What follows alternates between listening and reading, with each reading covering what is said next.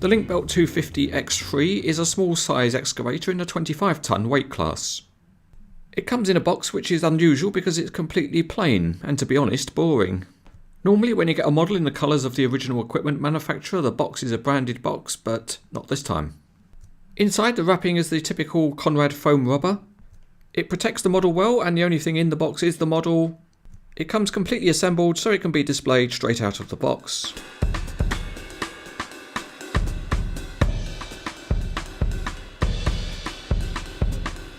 Looking underneath, there's not much in the way of detailing, and surprisingly there's not a Conrad model number on the underside.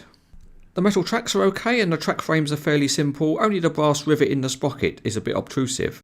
The cab's got a decent metal frame and interior, but surprisingly there's no mirror on the grab rail.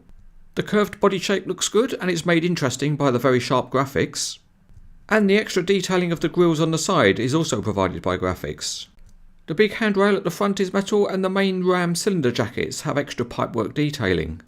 There is some detailing in the casting on the roof of the body, and there are plenty of hydraulic hoses running up the boom. The hoses are a nice detail which run along to the stick. The connections are made with small brass rivets, but they would have looked better painted. A nice touch is that the hydraulic hoses run all the way to the end of the stick where they might power a tool. The bucket is attached with permanent rivets, but it's a decent casting.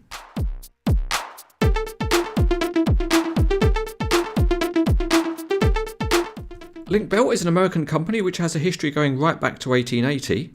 Nowadays, Link-Belt is the brand name of the LBX company, and today that's wholly owned by Sumitomo of Japan. However, up until 2010, LBX was 50% owned by the Case Corporation, and that's why you see a lot of similarity between Conrad's Case excavators and Conrad's Link-Belt excavators.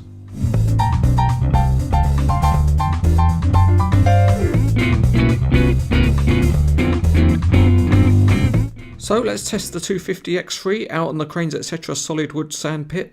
The tracks can't quite roll on a smooth surface, but they are free rolling, and if you put them on a rough surface then they roll well.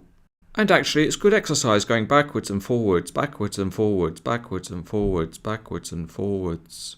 But sometimes you just need to turn things round, and this one turns pretty well. It's smooth with no rocking in the mechanism. Onto the main digging functions, and there's no problem at all with the movement of the boom and the stick. The bucket is a little restricted in the outward movement it can achieve, but the inward movement is very good. And if you need it to dig down deep, it can be realistically posed, digging through your display shelf.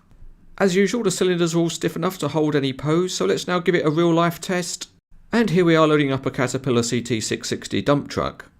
The movement of the bucket is fine when operated by human hydraulics, and it discharges completely. So there we have another pile of rock successfully removed from the dining room table. In summary, this is certainly a smart looking excavator in the Link-Belt colour scheme. As usual, it's a very solidly made Conrad model and there's very little plastic used. Apart from the hydraulics, the detail level is fairly simple, but if you'd like an American branded excavator, it's recommended.